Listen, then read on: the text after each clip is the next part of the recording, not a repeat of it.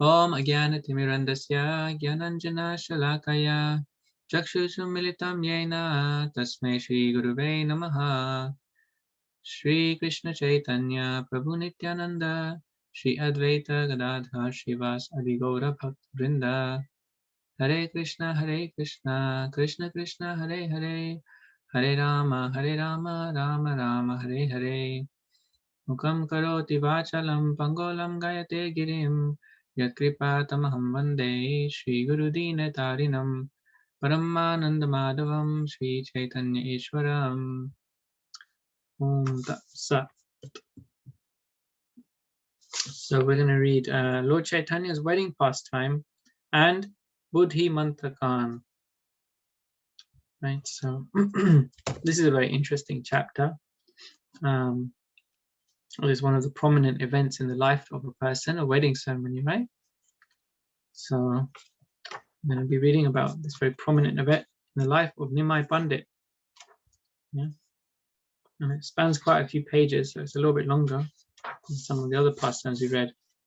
So wonderful details and descriptions of the wedding of Nimai Pandit. And we're going to find out who Buddhi Mantrakan is as well. So one thing about this Buddhi Mantrakan, actually, I'll just say before we read, the name is pronounced Khan rather than Khan.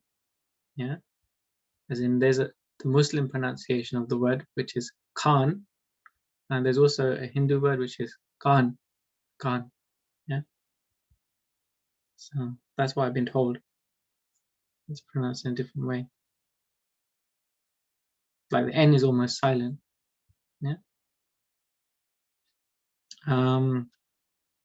So let's select a reading order. Who would like to read first? Who wouldn't like to read first? Okay, so you're going to read last, Smita Mataji. That doesn't mean not reading, though. We'll got chip in. We'll got chip in today.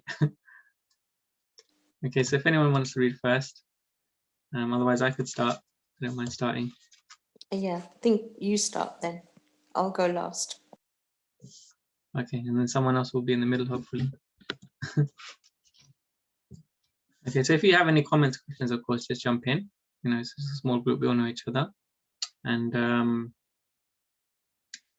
if you want to put any kind of realizations, any key things in the chat, then we can read through them later. Any reflections on the chapter, yeah? That's open to everybody. So I'll begin. Lord Chaitanya's wedding pastime and Buddhi Mantrakan. When the Lord was an older youth, his wedding was arranged, and a businessman named Buddhi Mantrakan said he would pay for the whole wedding. He said, in fact, I don't want this to be an ordinary wedding. I want this to be like a prince's wedding. Okay. So this is introducing the wedding and Buddhi Mantrakan now. And there's not much background given here in terms of who Chaitanya Mahaprabhu is marrying. Yeah. So Chaitanya Mahaprabhu, or Nimai Pandit, as he was known at the time, and because he got the name Chaitanya Mahaprabhu, actually when he got sannyas. So this young Nimai Pandit, he had two weddings in his life actually.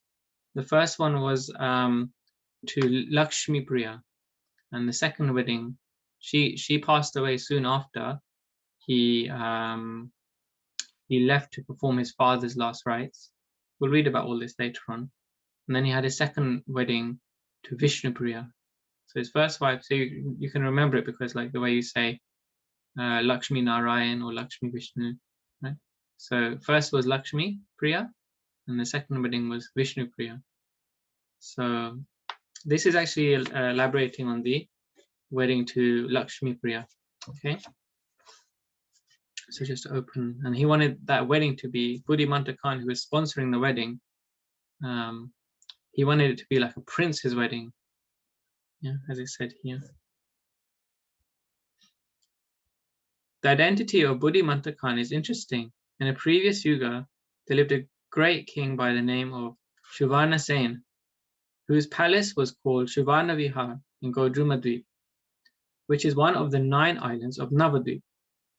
Okay. So if anyone remembers, we've discussed Navadvip quite a bit in previous weeks, but just to summarize, Navadvip, it means the place of 9 islands. Yeah. So it's kind of like a city which is got lots of little islands put together, or town, large town which got a lot of islands put together. So they've got many rivers passing through it. Yeah, so it's actually a very beautiful place. You know, in the West they have like Venice. You know, people like to go to Venice and go along the rivers in Venice in these Venetian boats. Yeah. So Navadvip was, was a very beautiful place. Even Cambridge, as many is known because of the river Cam that goes through it. You know, hence it gets the name Cambridge because there's a lot of bridges that cross that river Cam Bridge. So it was that kind of place. It was a very beautiful place, very natural environment. It had, natural opulences, and there were many little islands. So you would in your day-to-day activities go from one island to another. You know, you move around the different places by crossing the river. So this particular pastime happened in the place. It's given in great detail. You know, you can actually go and visit that place in Gauranga. So each dweepa or island has its own name, just like a city has lots of boroughs. Yeah, and so Gauranga is the name of this borough or this island, Gauranga. Yeah, I think you also have like in New York, you know, it's actually a city of many islands, isn't it? Yeah, you have Staten Island, Manhattan Island, you know, Kings, the Bronx. I didn't really want to compare it to New York though. Venice was maybe a better example. Cambridge. So anyway, so he used to be king in his previous life, Buddhimantakan, but whose name was Suvarnasena. And in this life, his name is Buddhimantakan. We're going to find out a little bit about how that happened. Though he was a very pious king, he was performing all kinds of religious sacrifices to get good karma. He was not so spiritual. He mostly desired material blessings. Anyway, he was a very religious person and a very good person. So Narad Muni came to see him. So we know that you can perform sacrifices for 2 reasons, right? 2 broad reasons. What would they be? As I said here.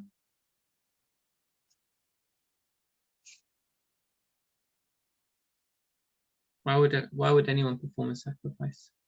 One for material benefit and another for spiritual place. Mostly Sorry, it is you cut out a little bit, Mataji. Mostly it is material benefit, Prabhu. Most of the people who does sacrifices for material benefit. Yeah. So one reason people perform sacrifices is for material benefit. But sacrifices don't exclusively have to be for material benefit. They can also be for spiritual reason. Spiritual benefit, yeah. Yeah. And other times they can be mixed. So there's a third way as well. So anyway, Buddhimantakan was like an expert in karma kanda, which means material sacrifices. Yeah, karma kanda. In fact, he was so good, Devarishi Narad visited him. So let's find out what happens next. Narad Muni is a great spiritual master who is the son of Brahma, the first living being of the universe. He is actually a liberated soul. He can fly through the subtle airways anywhere he wants. He travels around the universe and he gives spiritual wisdom to different people in different planets. He is an interplanetary traveler. So Narad appeared to King Suvarnasena, and the king gave him this special royal seat of honor for the Guru and bathed his feet.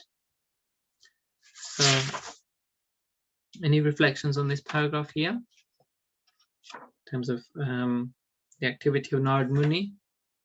and the welcoming of Suvarna Sen, how Suvarna Sen welcomed him. Even the king gives respect to Brahmins, because the Brahmins are high, like yeah, they're even respected by the royal order. Yeah, so the interesting thing about this is it's quite different to today's culture, right? So who's top ranking in the world these days? Who's considered to be top of the stack? Probably the most powerful is maybe Joe Biden at the moment.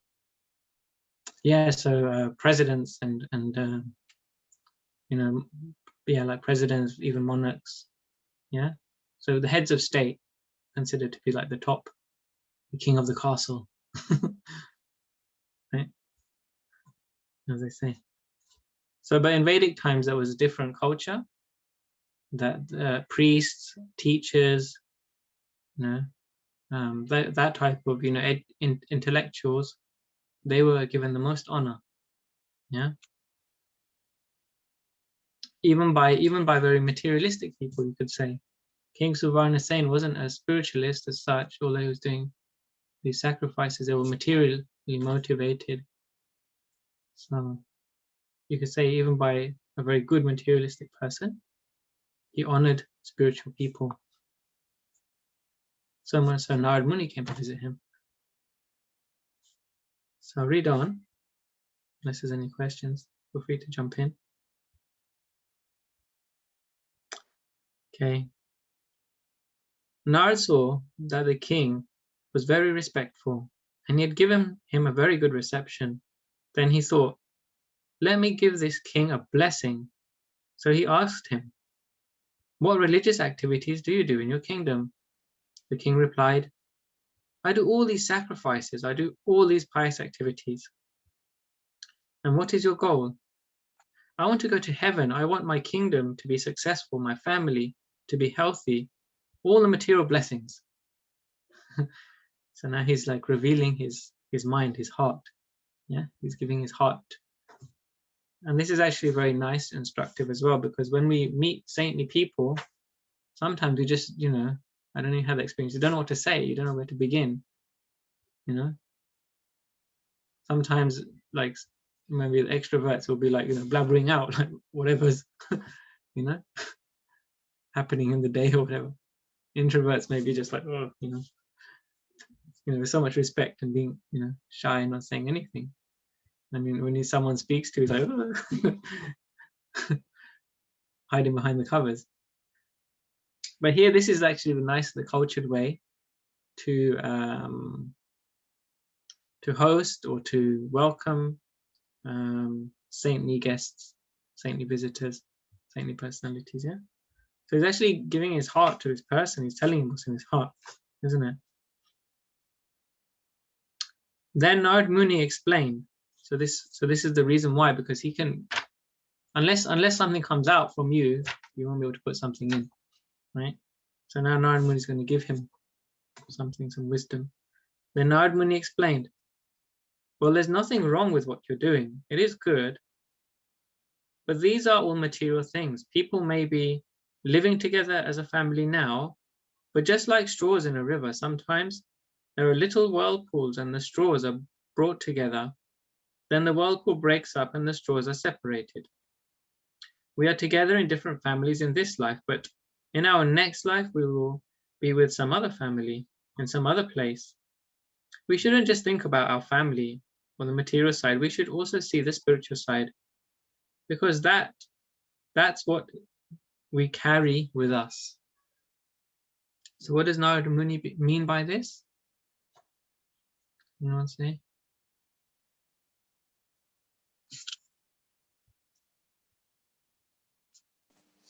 Hare Krishna. Hare Krishna. That after birth, you take your spiritual well-being will be taken with you, but all your material piety and all your material good things that you do it doesn't carry you on extra, doesn't take you further into the spiritual advancement.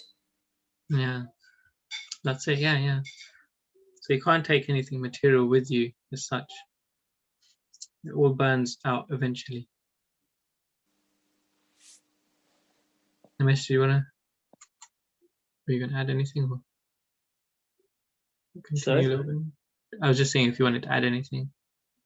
No. Okay. So Narad Muni continued. By the way, you are the king of a holy land.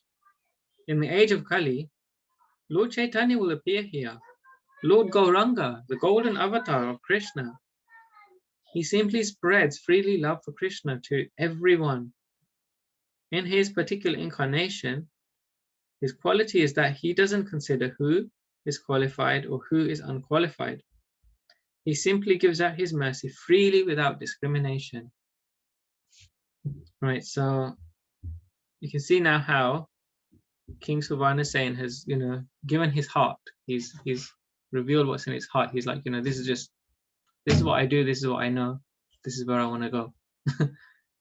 And then Narad Muni, he's telling him it's not the best thing you can do. But he also gives him a secret.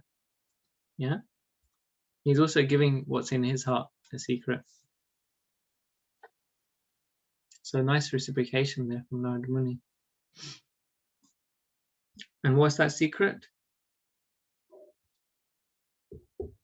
that was given? About Chaitanya Mahaprabhu's unlimited blessings. Yeah. Okay. Yeah, Chaitanya Mahaprabhu's unlimited blessings. Yeah. So he gives, Lord Chaitanya gives Krishna Prem, he gives love for Krishna, which is otherwise very difficult to get. He gives it to everyone who is qualified and unqualified. So even if you don't want it, you get it. And if you're trying to get it, you'll definitely get it. Whether you're failure in trying to get it or you can. So you get it whether you want it or not. Then the king became very excited just hearing the name of Gauranga. He said, by hearing this name Gauranga, I'm feeling something different. How can I see this Gauranga? Narad said, he doesn't come for thousands of years, but you can see him if you chant his name. Then you can actually see him. He can reveal himself to you if he wants to. The king asked, can you please give me the name I should chant? So Narad gave him the name Gauranga. Right, so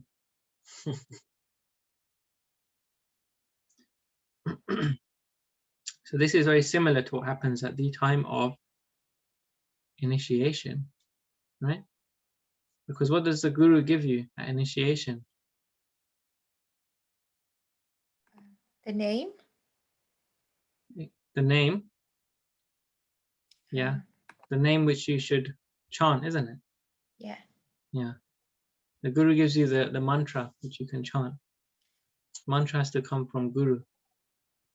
So it said in the scriptures that if you want if you want a mantra to work, it should come from an authorized line of disciplic succession. There's a verse like that in the scriptures that for your mantra to be potent, it should come from a line of disciplic succession, a line of gurus. So here Narad Muni is giving a mantra, a name of God, especially to this king, so that he can see that the person of the mantra. He's giving the naam so that he can see the nami, the person who owns that name, the form of the Lord that has that name. Okay. Any thoughts or comments here?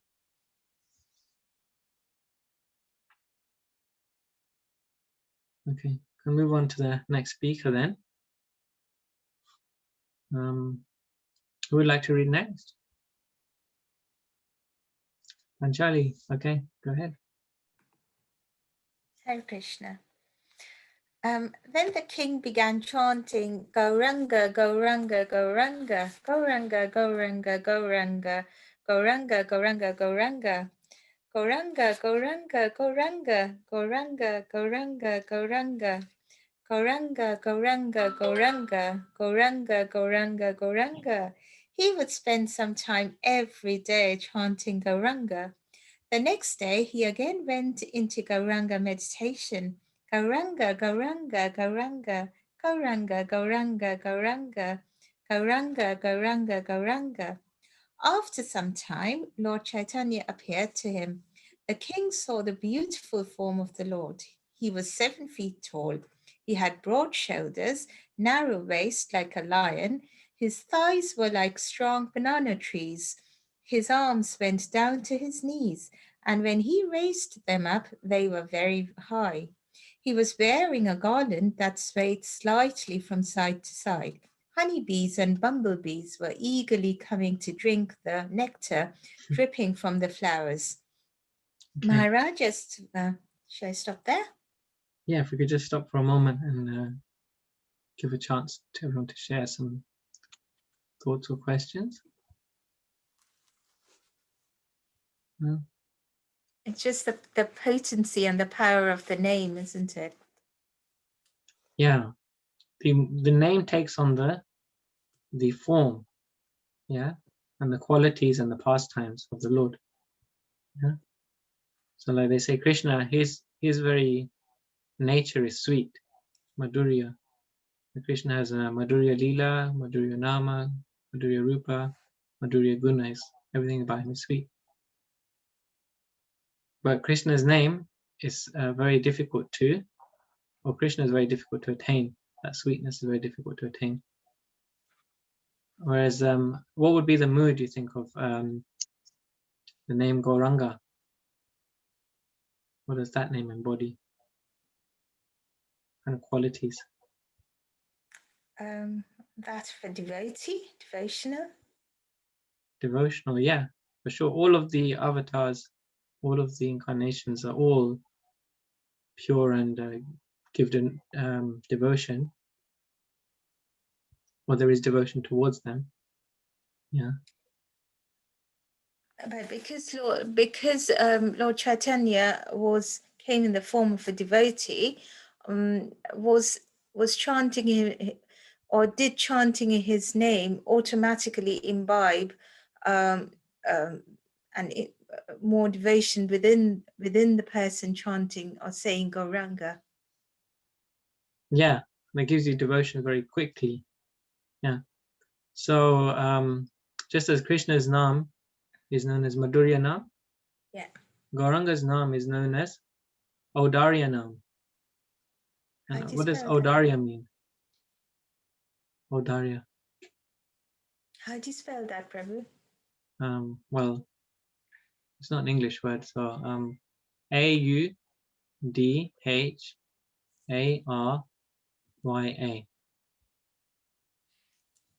Googling it. Audarya. Audarya. So Audarya means merciful. So just as much as Krishna is sweet, as much as that Gauranga is merciful, because he gives Krishna. Yeah. So Krishna experiences sweetness, but Gauranga, he gives that sweetness. So as we can see, that actually happened here, isn't it? We'd like to continue a little bit more. That's right, Audarya, yeah. Seen it in the chat now. Maharaja Suvarnasena looked at his lotus feet, looked up and saw his eyes like lotuses that almost reached his ears, and his hair dressed up with flowers in the traditional Brahmana Rishi way.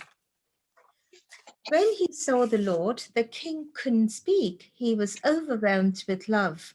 He fell on the ground and paid his obeisances and tried to speak, then fell down again. He was trying to say something to praise the Lord, but the only thing he could say was Gauranga. All of a sudden, the Lord disappeared. He had only just seen the Lord and then he disappeared. He was feeling so much separation. Right. So, yeah. So, any thoughts on this one? It's very similar to, I think, Dhruva Maharaj. He chanted, or was it Narad Muni? There's somebody, one of these saints, they chanted Vishnu's name, and Lord Vishnu appeared to them, but then after that he disappeared, and he told the devotee that he won't get his darshan again in this life, or I can't remember which devotee it was though. Yeah. I thought of that exact Narada. same pastime too. Does anyone remember? Was that Narada? And then Lord Krishna said, yeah. That's he right, will yes. get In the it. first canto of Srimad Bhagavatam, this pastime comes up. Narada, he's telling his previous life to Vyasadeva to encourage him. So he tells him this story about how he saw the Lord, isn't it? And then he couldn't have his darshan again. So it's interesting that that Narada is the one who's giving this same instruction, and the same thing is happening to this king, right? Suvarna Sen. Okay. So what happened next? Shall I continue? Yes, please. So he was feeling so much separation. So the king started chanting the mantra again, thinking that maybe if he chanted more of the Lord, thinking that if he chanted some more, the Lord would come back. Gauranga, Gauranga, Gauranga, Gauranga, Gauranga, Gauranga, Gauranga, Gauranga, Gauranga, Gauranga, Gauranga, Gauranga, Gauranga. Then Lord Chaitanya spoke to him. Suvarnasena Maharaja, my dear devotee, I gave you some special mercy because of your desire and revealed my transcendental form to you. Normally, it takes many, many years of practice to see this form. You are not fully qualified to see it yet, but I gave you special mercy so that you could see me. When I came to this planet in my visible pastimes, you will also be my associate, and your name will be Bhaktivedanta Khan. Keep practicing your Bhakti Yoga, and you will come to me and be my associate. Don't be in anxiety. So, Sorry.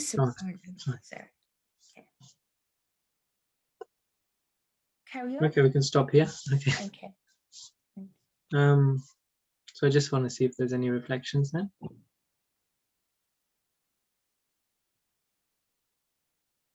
So even to see the form of Gauranga, it requires many lifetimes. I thought that was interesting, huh? Mm. And despite that, Gauranga still showed his form to the king. Yeah. So he gave him so much encouragement, right? So I thought that was nice. And that, yeah, it also reflects the mercy of the Lord, isn't it? So the Lord would do anything for the devotee. So although in ordinary circumstances one can't see the actual form of the Lord unless they are, and it takes many lifetimes. But because the mood of the devotee was so pure, the Lord didn't require that the Lord just appeared because he just wanted to be with the devotee or fulfill the devotee's desire. Yeah. I think that's the case most of the time. Like Krishna likes to fulfill the desires of the devotees, isn't it? Yeah. To me, it seems here that Suvarna Sen actually wasn't even a devotee, though. He just got that extra mercy. Yeah.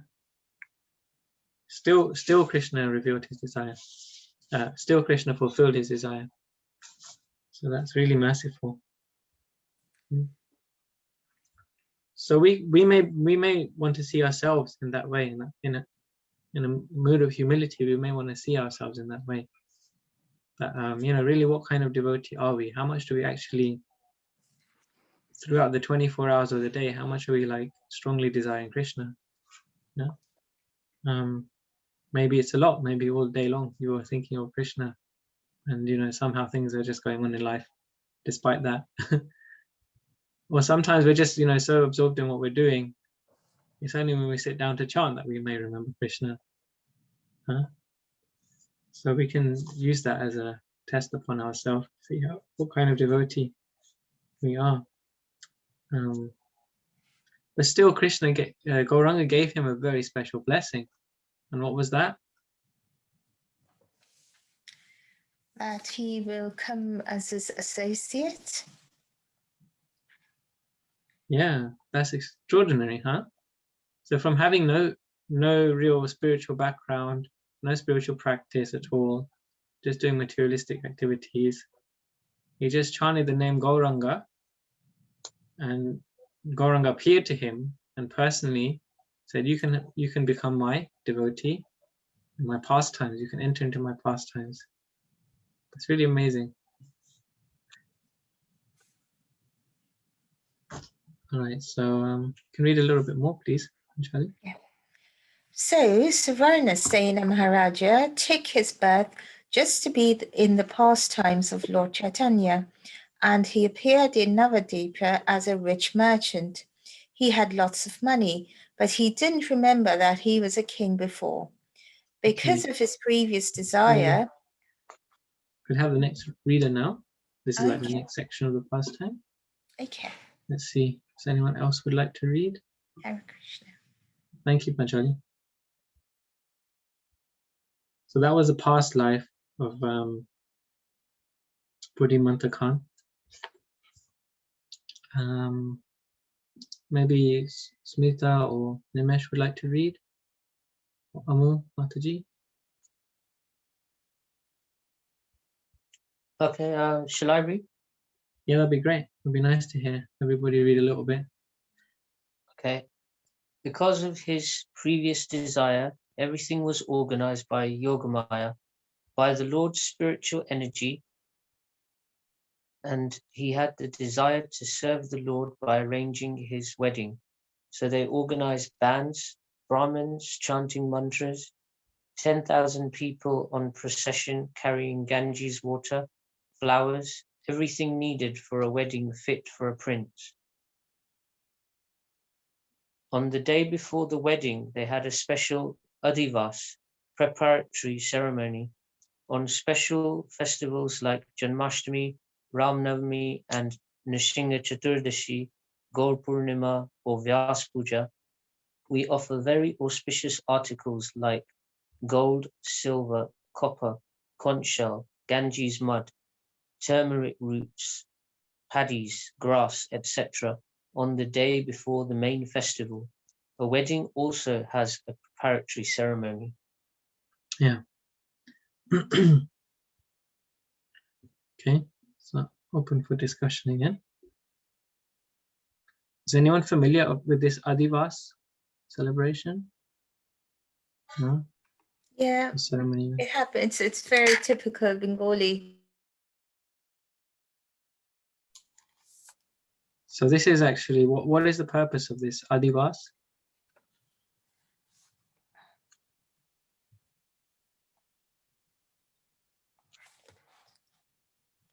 I don't know if it said here. It doesn't actually say, does it? I don't know if Is anybody... it to give blessings? Yeah, it is like that.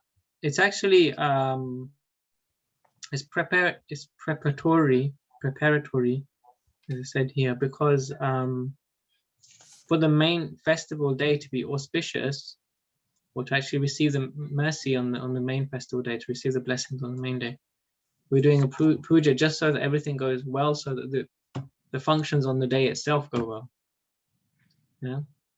So it's like an offering to say that we want the offerings the next day to go well, because from the offerings the next day is when you get the spiritual reward, the results, the blessings, the benedictions, all all the wonderful things. Yeah. So yeah, in the Bengali culture, this Adivas is observed. So there's special songs that are sung on this day. There's certain kind of puja that's done with these different items mentioned. Yeah. So that's Adivas. And there's one particular song they sing on this day, Bengali song. At least in ISKCON, in Mayapur, they sing this song. Yeah. It goes, Ananda Simhanai, Nirananda Durijai. And that means, I'm going to ask Panchali for translation. So Ananda Ananda is Simhanai. happiness. Ananda Shimane, there is no boundaries to happiness. Yes. What's The the next line is Nirananda Durijai. Unhappiness vanishes. Yeah, that's it. Or goes far away. Goes far away. Yeah. May the miseries go far away and the happiness no bounds. Yeah. So this is like the chorus of this song, which is sung on Adivas days. So the day before Janmashtami, Ramnavami, Nrsimha Chaturdasi, Gaurpurnim. Today I know in Mayapur they're going to be singing this song because tomorrow is a Vyasa Puja celebration. Does anyone know about that? Yes, Prabhu, I was just thinking when you said the name for Guru Maharaj, they are doing this from 12 o'clock, I believe. It starts with Adivas ceremonies in the Prabhu. That's right, yeah. So they're celebrating an Adivas ceremony today in Mayapur also for His Holiness Jayapataka Swami Maharaj. So certainly they'll be singing this song as we're talking about it in Mayapur. And of course, just a few days ago was the Ram Navami festival. So the day before they would have sang that song also. Okay. So is it traditional, Prabhu, for ISKCON to sing Adivas ceremony before all the functions? Yes, it's the tradition. That's right. It's the Bengali Vaishnava tradition. Yeah. So they may not sing this specific song, but they do hold an Adivas. Even at ISKCON London, I know they have. It's not a publicized event. Has anyone been to an Adivas at ISKCON London before? No. So now you know, if you want to get a special glimpse of a festival before the festival, if you go the evening before, maybe it's at 7 or 9 p.m. They'll do a special puja for the deities. You can find out about that before then. So what's the next festival coming on our calendar? The next main one is Nrsimha. Lord Nrsimha, yeah, Nrsimha Chaturdasi. So I don't know if everything will be open up by then, but you get the chance to go to Soho Street the day before Nrsimha Chaturdasi. Then your Nrsimha Chaturdasi will go very well because you've attended the Adivas. Yeah. So all these things are there, you know, like they're there for our extra benefit. So with this knowledge, we get extra benefit and blessings. So, Nimesh, if you could continue reading. Yep. In the wedding Adivas, the ladies take the bride and the men take the bridegroom, and they perform different blessings for their future marriage. They perform a bathing ceremony, Abhishek, for the bride and groom, and they have a pot of water with turmeric in it, and they take the bridegroom's name and write it on paper and put it in the water. Then, saying some mantras, they sprinkle this water over the bride's body, empowering her to keep her future husband's mind at the house. While this elaborate Adivas was going on, Buddhimanta Khan provided everyone with snacks, rice, pakoras, samosas, and so many different kinds of nice preparations. Some people were taking one pack in the queue and then coming back a second time.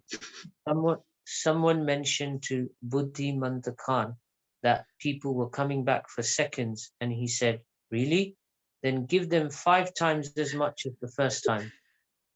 there was so much prasadam given out that nobody had to go back for seconds. He was so generous, thinking that there should be no shortage for Lord Chaitanya's wedding, that nobody should think they have to go twice. It is described that there was more spilled while they were serving out the prasadam than there was total prasadam at an ordinary wedding. And that was just what was spilled, what to speak of what they gave out. Wow. Sounds like the kind of wedding you want to go to, right? Don't have to go back for seconds.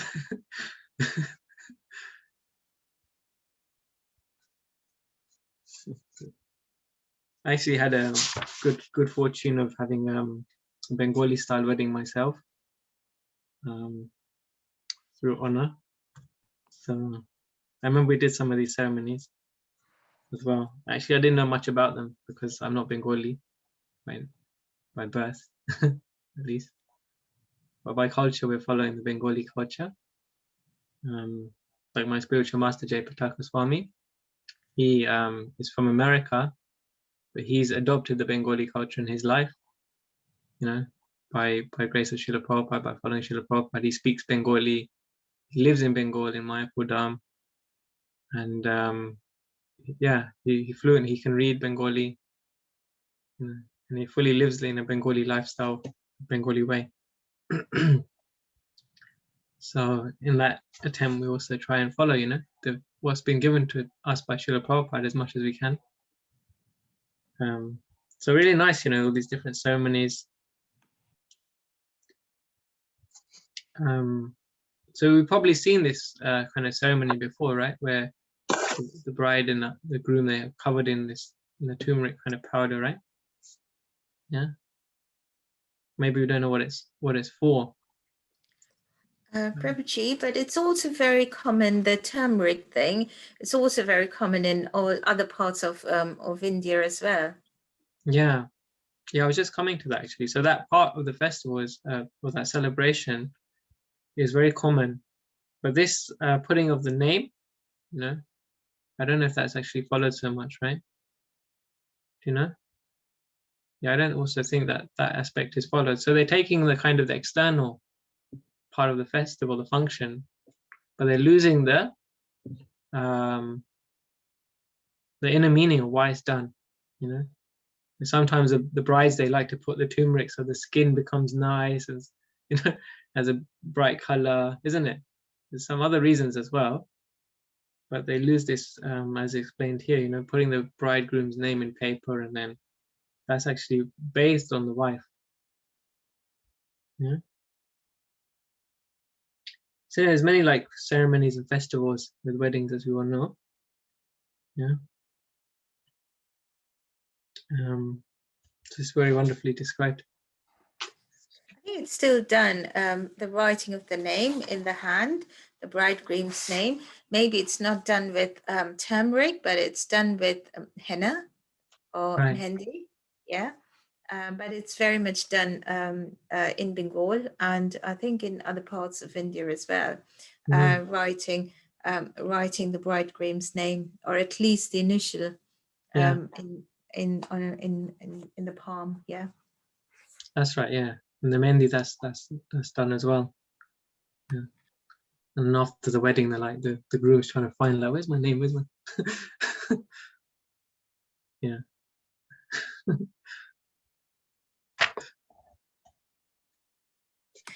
You would think, you know, in nowadays, you would think, why doesn't the groom has that on his palm as well? He should have the wife's name as well on his palm.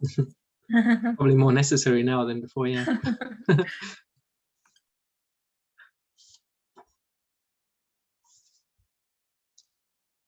Okay, so we can continue now to the next paragraph.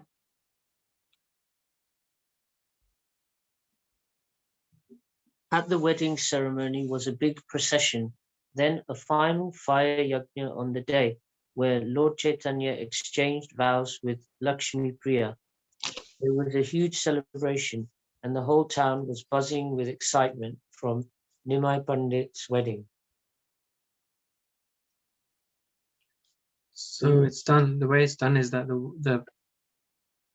the bride and groom's family, they come. Everyone is the kind of key members of the family are there present for some initial pujas. Yeah, the Ganesh puja, I think, and some others. And then when the groom comes, there's a huge procession that comes with him. Yeah, and the bride will be waiting, but not revealed. She'll be waiting in a secluded place so that she can see the groom come in. And if she's impressed, then she can come out for the wedding. And if she's not, she can, make her exit still. Because the wedding is solely functioned around the desire of the bride. Yeah, there's a bride who chooses her groom. Yeah, in the Vedic culture. Hence, even in the Western culture, it's the man that kneels down on one knee and proposes to the wife, and the wife is the spouse partner, and it's the wife, the bride to be, that has to say yes or no, isn't it? Yeah. So he has to come with this big procession with this huge entourage, and show that he is worthy, worthy even up to that moment.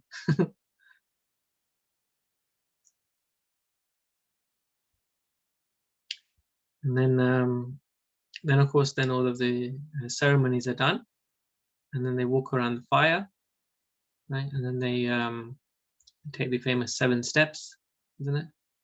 Exchange garlands. Thus, the wedding is considered complete. Is there any further thoughts, comments, questions? We can read the next chapter now. So this was the wedding with Lakshmi Priya. And then the next chapter we'll go on to, maybe Smita would like to read, or Amu Mataji.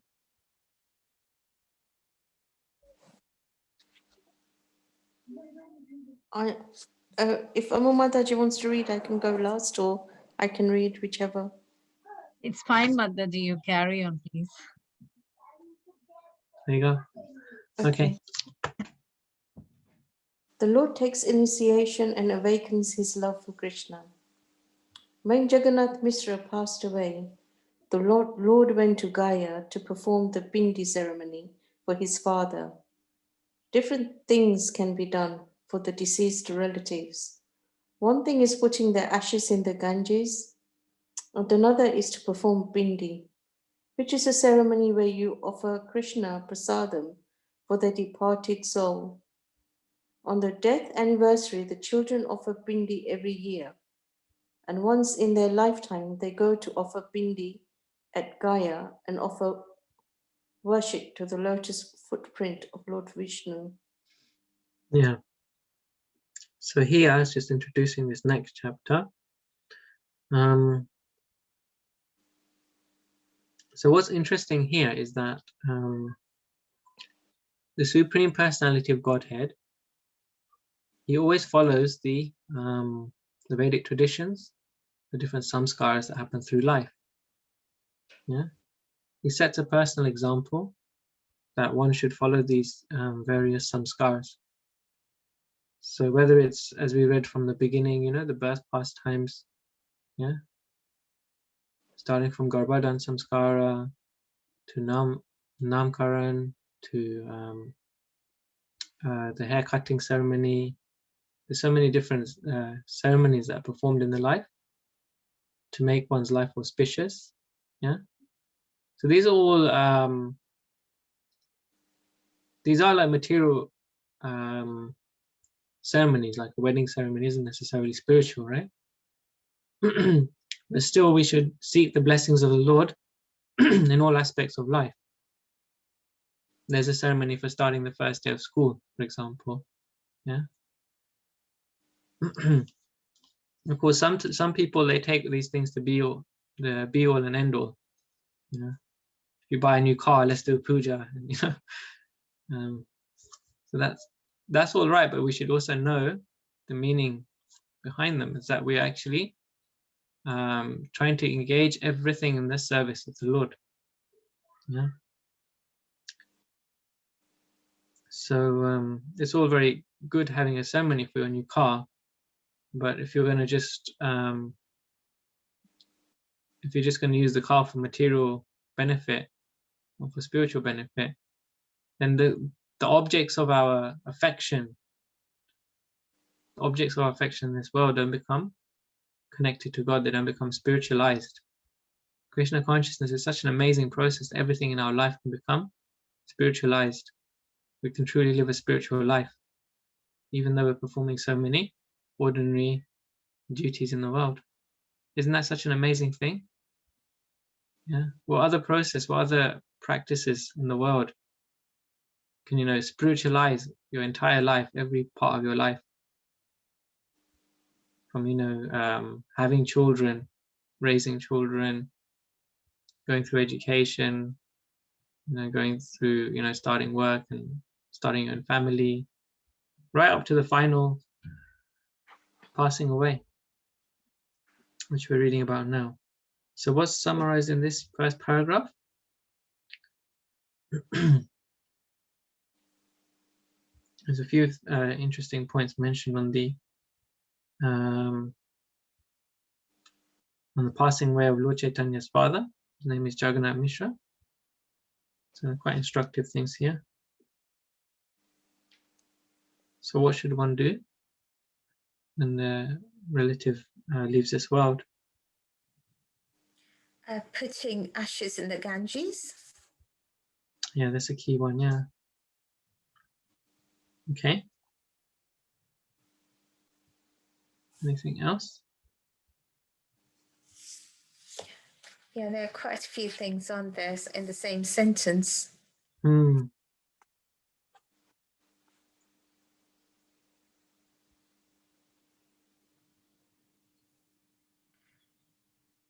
So another one is performing the pindi fit. Pindi, where you offer Krishna prasadam for the departed soul.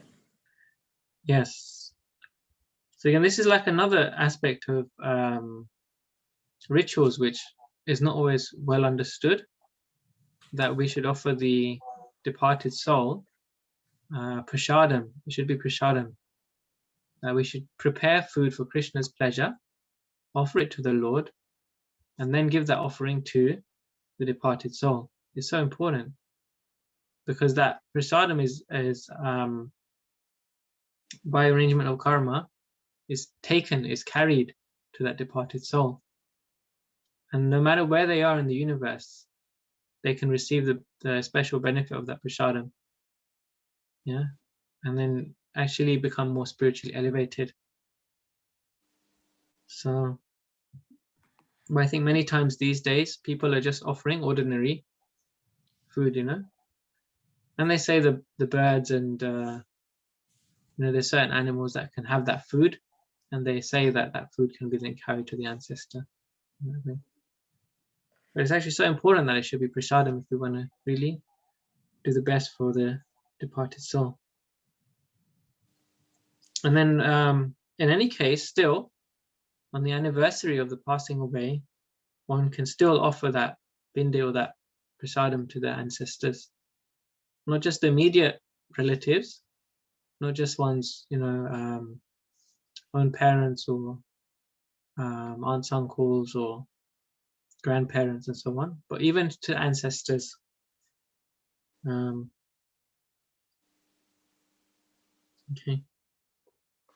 So then that you can go to Gaya. It's mentioned, is recommended to go to Gaya. So we'll find out more about that place now. Smita Mataji. In Gaya, there is a temple dedicated to this process of offering prasadam to the forefathers. Sannyasis don't really have to perform pindi because they are already civilly dead. By taking sannyas, they liberate their forefathers anyway. But Lord Chaitanya, as a student, as a grahastha, he went to perform this pindi for his father. Okay, we just carry on a little further, please. At this time, the Lord was not very old. Maybe he was 17 or 18. When he went to Gaya, he met Ishwar Puri Maharaj, the most celebrated disciple of Madhavendra Puri. Right. Sorry about the pronunciation. That's okay. It was fine. Ishwar Puri Maharaj, and then his spiritual master's name is Madhavendra Puri. Yeah. So we'll read a bit more about them in the next paragraph. Madhavendra Puri was in the Madhvacharya line of spiritual masters, and he was the first one who manifested Radha's love in this world. He showed the love that Srimati Radharani has for Krishna, technically known as Mahabhav. Before him, the Madhva line did worship Krishna, but Radha and Krishna was not so prominent. So he instituted Radha and Krishna worship. Yeah. So this is really very significant, actually, because it actually shows what the Gaudiya Vaishnavas have given to not just other Vaishnav lines, but also not even just to Hinduism in general, but to the world. And that is the worship of Srimati Radharani. So it's a very significant point made here. So you can imagine 500-600 years ago, before Madhavendra Puri, the personality of Srimati Radharani was practically unheard of. Even in India, even in temples, they didn't have deities of Srimati Radharani. There was never a deity ever of Srimati Radharani. Yeah, unheard of, unknown. Even the name Srimati Radharani was unknown of, unheard of. Yeah. So very gradually, this came in this line, the Madhvacharya line. So we are, ISKCON is in this line of Brahma Madhva Gaudiya Sampradaya. Yeah. In the line of Madhvacharya, which comes from Brahma. And but now you can see how times have changed so much, isn't it? Right? So what's changed? What can we see now when we go? I mean, just let's say specifically in India, you're out and about in India. The prominence of Radharani. Yeah, prominence of Radha and Krishna worship. Yeah. Especially in Vrindavan, I think we were learning how people say Jai Radhe before Jai Krishna. Yeah, that's right. So you can't escape Radharani in Vrindavan, of course. Yeah. But anywhere you go in India, right? Like, you name it, like in the rickshaws, in the shop windows, phone booths, anywhere, everywhere, you see pictures, stickers, murtis of Radha and Krishna, right? So I have a question here, Babaji. So Madhavendra Puri, was that his realization of Radharani, or was he taught about it by his guru? Because the scriptures, the Vedic scriptures, don't mention Radharani explicitly because of the bhav. I mean, Sukdev Goswami, as he said, was overcome with so much devotion he couldn't even write about Radharani, and nobody else was qualified to even mention about Radharani's power for Krishna. So where did Madhavendra Puri get that? Was that his own realization of the Lord? No, that is actually a combination of both. Yeah. So Madhavendra Puri, of course, is not an ordinary person. There's on one hand. And on the other hand, Prabhupada many times refers to the scriptures or the Vedas as the revealed scriptures. You've heard that term before? No. Yeah. Okay, so Prabhupada sometimes he uses this term, this phrase, revealed scriptures, because there are so many scriptures, you know. So we may not know all the scriptures inside out, and even if we study the scriptures, we may not pick out all of the right things. For example, in the Padma Purana, there are pastimes of Radha and Krishna. Okay. Very clearly, you know, Radharani's name is given there. Yeah. Yeah. But still, the Bhagavad Purana or the Srimad Bhagavatam is considered Amala Purana, the purest Purana. And in that case, the name of Radharani is not mentioned, which is no issue really. So, and also him being a greatly realized soul, really spiritually self-realized soul, he reestablished his relationship. He realized his relationship in Braj Bhakti, in the service of Radha and Krishna. Yeah. So he was the one who brought forward that. You could say he was like the seed of the Gaudiya Vaishnava Sampradaya starting. Yeah. And then it bear roots through Ishwar Puri. Yeah. And then flowers through Chaitanya Mahaprabhu, and he distributed the fruits of that. You can see how the prominence of Radha Krishna worship came about to such an extent now that, like, you know, you can't go anywhere in India without visiting temples, seeing temples of Radha and Krishna. What to speak of everywhere, stickers and all these, you know, paintings, and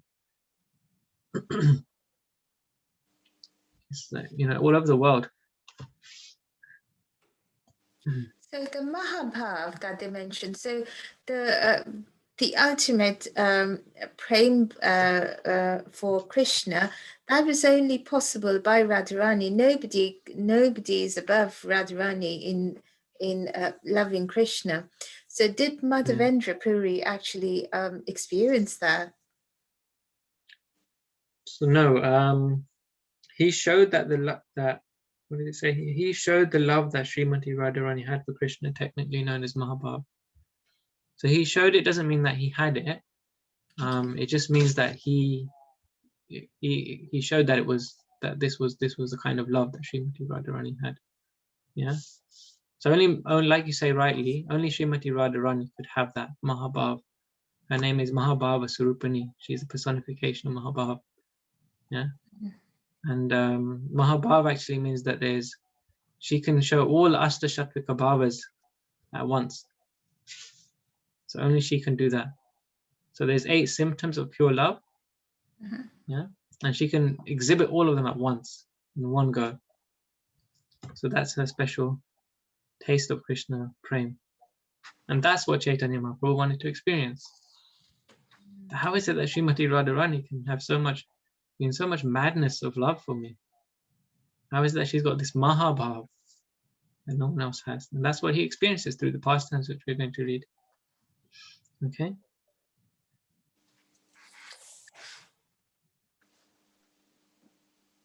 So who was the reader? Sorry, I'm lost. So Smita Mataji's read, isn't it now? I'll read it. Okay, now Amu Mataji, if you wouldn't mind taking us through the last 10 minutes or so. Yes, Prabhu. Ishwarapuri had stayed at the house of Jagannath Mishra when Lord Chaitanya was younger. He had discussed Krishna consciousness and accepted prasadam there, so the Lord already knew him. He had the opportunity to have his association as a child and knew that he was a great soul. Okay, you could read on. In Gaya, Lord Chaitanya met with Ishwarapuri at his ashrama and told him, if I want to go back to Krishna, I need a guru. If I don't have a guru, how am I going to get back to Krishna? How will I cross over the ocean of birth and death? I want you to be my guru. Please give me the mantra. Then Ishwarapuri said, you are a great Pandita, a great scholar. Who am I? How can I give you initiation? The Lord replied, please don't cheat me. You know Krishna, you served Madhavendra Puri. If I don't receive the mantra from you, I don't know how will I live. Please give me the mantra. He was very insistent, saying that some personal disaster may happen if he did not get the mantra. So then Ishwarapuri finally agreed and gave him initiation, because it was well known that Nimai Pandita was a very strict Brahmana. Right. So this chapter is very significant in the life of Chaitanya Mahaprabhu for this very reason. Yeah. So so you may remember, if we just cast back to a few weeks ago when we were reading about how Nimai Pandit would be going around the town and, you know, debating and, you know, philosophizing with people, especially with the Vaishnavas. They would have a particular prayer. They would pray to Krishna. What was that prayer? Does anyone remember? He is very, very rich in scholar, but they feel that this knowledge is implemented in Krishna, and then I think Srivasa Thakur or Srivas, isn't it, Prabhu, was saying that if he becomes if he dedicates this knowledge to Krishna, then I would become a devotee to him. Yeah, they were very much praying. Yeah. That Nimai Pandit becomes a devotee. So yes, Srivas Thakur was praying, Mukunda was praying, and so many others. Huh? Because he was such a brilliant personality, but he wasn't a devotee. Yeah. So sometimes in our preaching, we're trying to introduce people, we're trying to reach out to people. We also pray that, you know, Krishna, you have mercy on them too. That's what really helped them. And we don't even know who's praying for us. You know, how is it that we're still sitting here if it's not for the prayers of the Vaishnavas?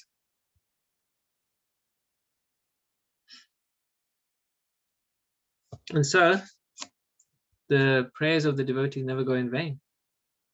Yeah, as is shown in this pastime, in this Leela.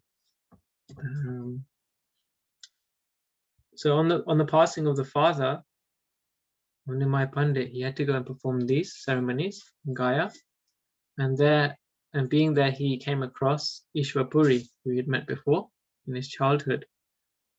But of course, in his childhood, he didn't manifest that kind of desire to take up Krishna consciousness.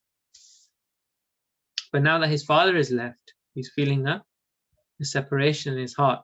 Yeah, he's feeling incomplete. So it's not so extraordinary, you know, like when I've seen it before in the lives of devotees that, you know, when someone leaves, then, you know, we take spiritual life very seriously. Yeah. When someone leaves who is very near and dear to us, you know, we miss that person very much, then we want that hole to be filled, that hurting to go away. Yeah. And if we're very fortunate, then we come in contact with devotees and we can find out that actually that hole is much bigger than we originally knew of. There's a God-sized hole in the heart that can only be filled by the presence of the Lord. Yeah. So that love we're trying to give to each and every one of the people around us is just like little drops, yeah, upon a tree, trying to water the leaves of a tree with little drops. But the process that's given to us for actually feeling complete and fulfilled is to water the root of the tree, to give our love to Krishna. So these kind of realizations, they come when we experience loss in life.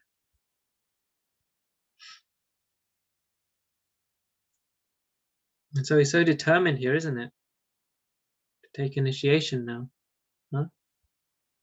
He wasn't just like taking it casually, taking it super seriously. So anyone have any thoughts or reflections here? Questions?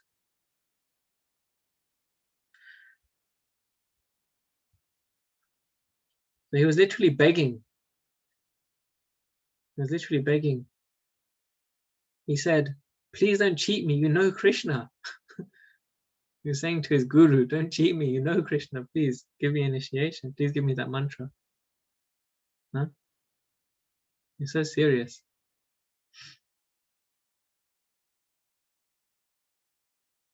So let's, how are we for time? We can continue reading one more paragraph.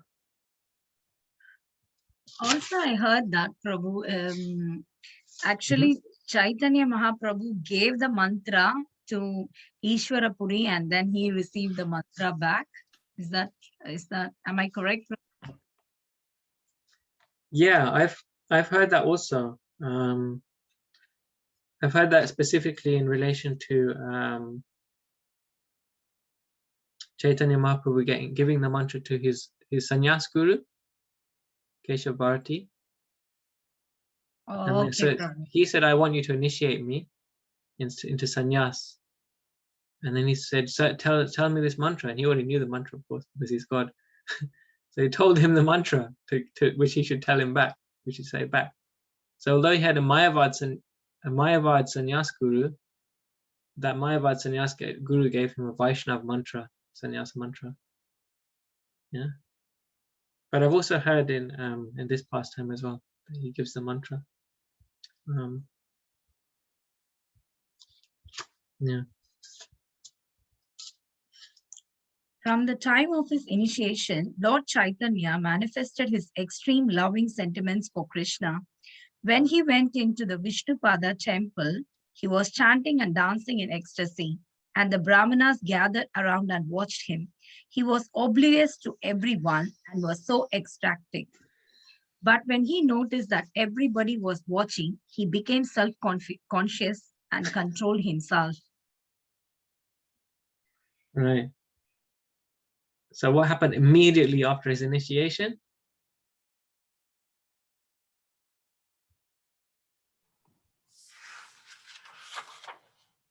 He felt the love for Krishna,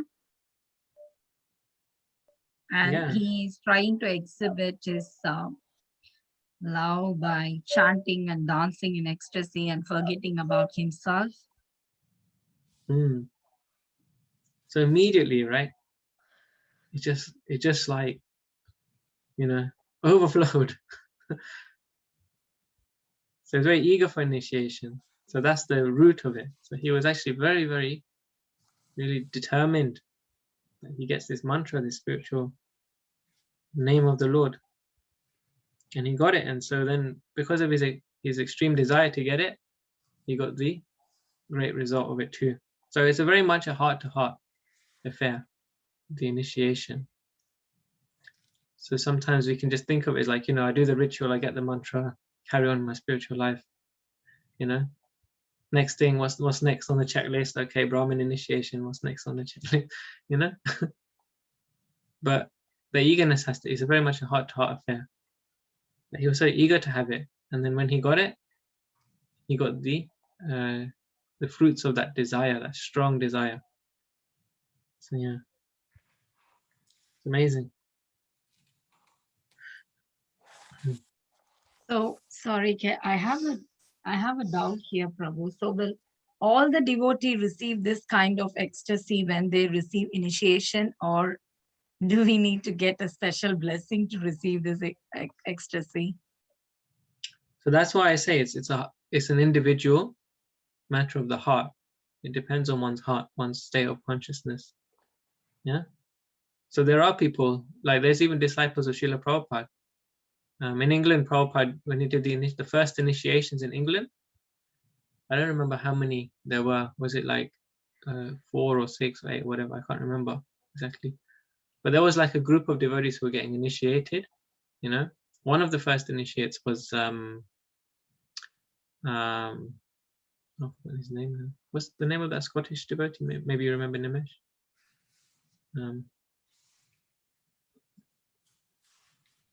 So you're mute, so I can't hear. Dhananjaya. Dhananjaya Prabhu, yeah. So Dhananjaya Prabhu, he's one of the first British disciples of Srila Prabhupada.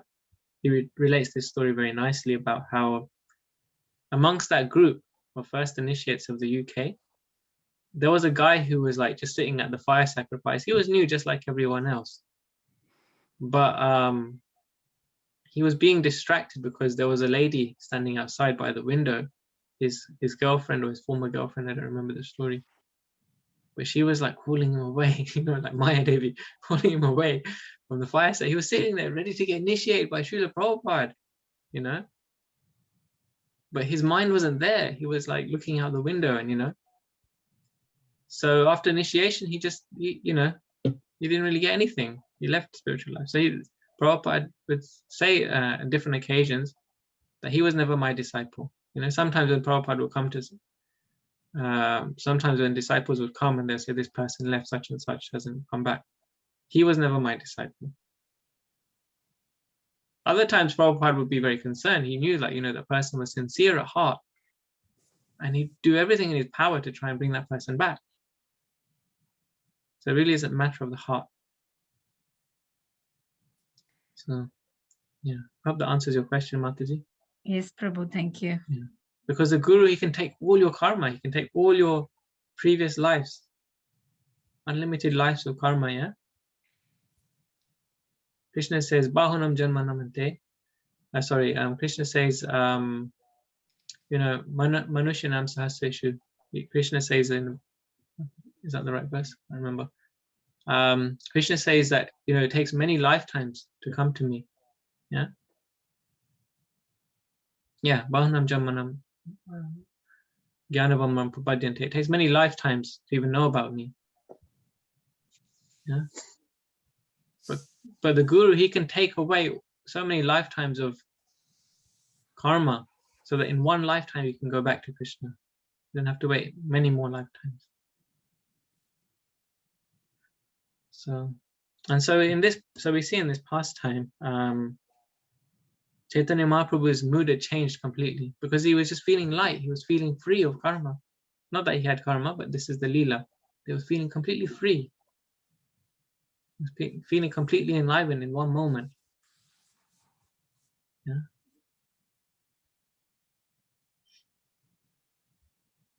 So we are over time. I'm sorry about that. It was nice discussing with you again. Anyone have any final reflections you'd like to share?